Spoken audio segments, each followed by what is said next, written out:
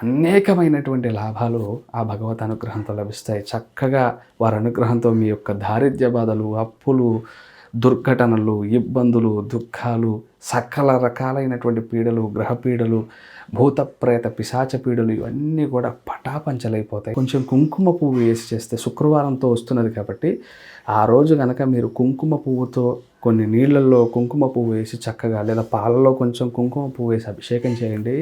కళత్రకారకుడైన శుక్రుడు బలహీనపడితేనే వివాహం జరగడంలో ఆలస్యాలు కానీ, వివాహం అయితే వివాహ జీవితం సరిగ్గా లేకపోవడం కానీ, ఒకళ్ళు దూరంగా ఉంటున్నారు, భార్యాభర్తలు అన్యోన్యత లేకుండా ఇబ్బంది పడుతున్నారు, ఎమోషనల్గా వాళ్ళకి డిస్టర్బెన్సెస్ ఎక్కువ ఉన్నాయి, ప్రేమ ఆప్యాయతలకి వాళ్ళు దూరంగా ఉంటున్నారంటే శుక్రగ్రహ అనుకూలత లేకపోవడం.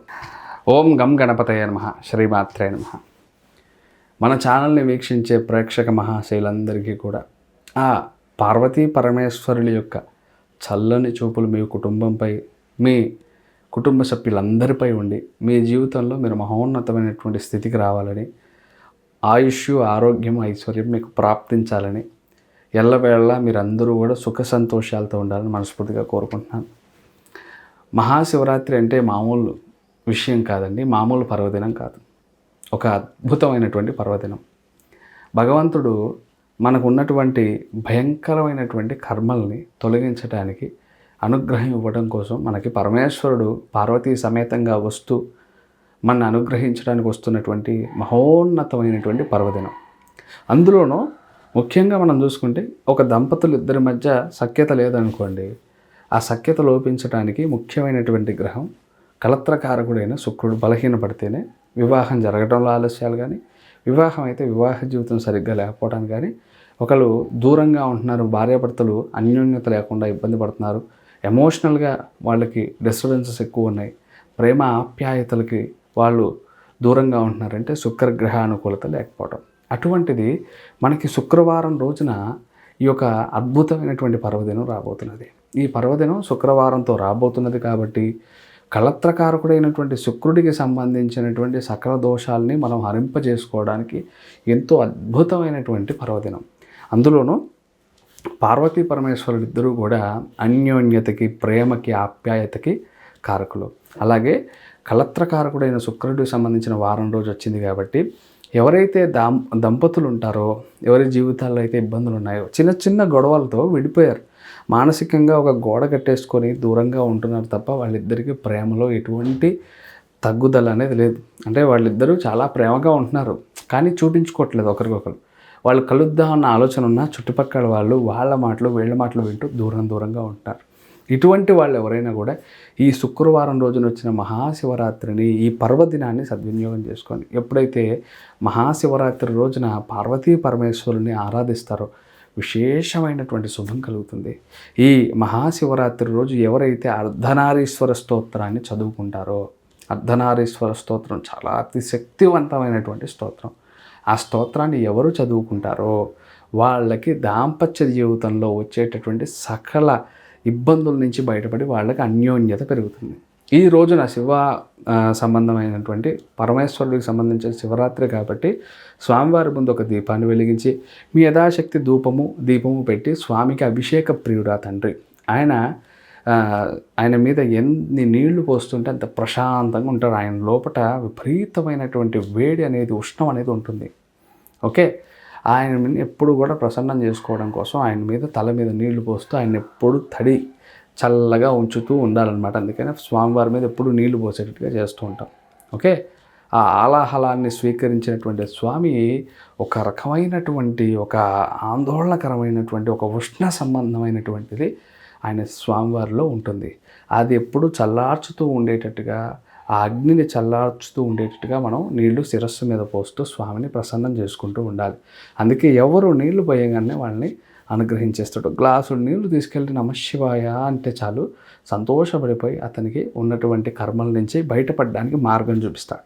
భగవంతుడు ఎప్పుడైనా కూడా కర్మల నుంచి విముక్తుడు అవ్వడానికి మార్గం చూపిస్తాడు, అనుభవింపజేస్తాడు. సులువుగా కొన్ని అనుభవింపజేసేసి బయటపడేస్తాడు, కొన్ని ఆయన అనుగ్రహంతో బయటపడేస్తాడు. అంత భక్త సులభుడైనటువంటి స్వామిని ప్రసన్నం చేసుకొని స్వామికి ఆ రోజు ఒక చెంబుడు నీళ్లు అభిషేకం చేసుకోవచ్చు. పళ్ళ రసాలతోటి కానీ, చెరుకు రసంతో కానీ, మీరు పాలు, పెరుగు, తేనె, నెయ్యి, చక్కెర ఇటువంటి పంచామృతములతో కానీ మీరు స్వామిని అభిషేకం చేసుకుంటే విశేషమైన ఫలితాలు ఇస్తాడు. ఏ రోజు మనం చేసినా చేయకపోయినా జన్మకు ఒక శివరాత్రి అంటారు కాబట్టి ఒక్కరోజు శివరాత్రిని మనం పాటించగలిగితే మన జన్మంతా ధన్యమైపోతుంది. అంత గొప్ప మహోన్నతమైనటువంటి రోజు కాబట్టి ఆ రోజుని స్వామి యొక్క నామస్మరణ చేసుకుంటూ ఓం నమః పార్వతీపతయే నమః, ఓం నమః పార్వతీపతయే నమః అంటూ అనుకోవటం, లేదా ఓం నమశివాయ చ నమశివాయ దారిద్ర్య దుఃఖ దహనాయ నమశివాయ, స్వామి నాకు దారిద్ర్యములు దుఃఖములు దరిచేరకుండా చేసుకో స్వామి, నీ బిడ్డని కాపాడు అని చెప్పి తండ్రిని నమస్కరించుకొని దారిద్ర్య దుఃఖములతో బాధపడుతున్నటువంటి ఎవరైనా కూడా ఆ స్వామి యొక్క మంత్రాన్ని చదువుకున్న మంచి జరుగుతుంది.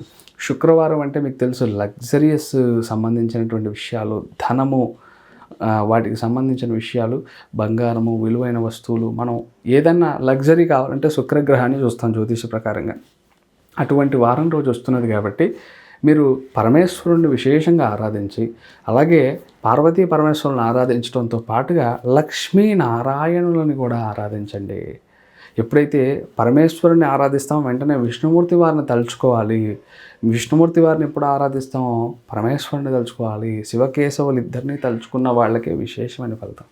పరమేశ్వర ఆరాధన చేసిన వెంటనే అక్కడ లక్ష్మీ సమేతంగా ఉన్న విష్ణుమూర్తి వారిని ఆరాధించి మీరు ఓం నమో భగవతే లక్ష్మీనారాయణాయ నమః, ఓం నమో భగవతే వాసుదేవాయ నమః, ఓం శ్రీ మహాలక్ష్మీదేవ్యై నమః అన్నట్టుగా ఏదో ఒక మంత్రాన్ని వీరిద్దరి పేర్లు వచ్చేటట్టుగా జపం చేసుకోండి. వీళ్ళిద్దరిని ఆరాధించండి. ఆ రోజున మీకు వారి యొక్క పరిపూర్ణమైన అనుగ్రహం లభిస్తుంది. సకల శుభాలు కలుగుతాయి. ధన సంబంధమైనటువంటి, వస్తు సంబంధమైనటువంటి, అలాగే అనేకమైనటువంటి లాభాలు ఆ భగవత్ అనుగ్రహంతో లభిస్తాయి. చక్కగా వారి అనుగ్రహంతో మీ యొక్క దారిద్ర్య బాధలు, అప్పులు, దుర్ఘటనలు, ఇబ్బందులు, దుఃఖాలు, సకల రకాలైనటువంటి పీడలు, గ్రహ పీడలు, భూత ప్రేత పిశాచ పీడలు ఇవన్నీ కూడా పటాపంచలైపోతాయి ఆ పరమేశ్వర అనుగ్రహంతో, పార్వతీ పరమేశ్వర అనుగ్రహంతో. ఆ రోజు శివపురాణం తీసుకొని చక్కగా చదువుకోండి. పరమేశ్వర సంబంధమైనటువంటి అనేకమైనటువంటివి కథలు ఏమైనా చదువుకోవడానికి, లేదా స్వామివారి యొక్క నామజపం చేసుకోవడానికి ఆ రోజు కేటాయించండి.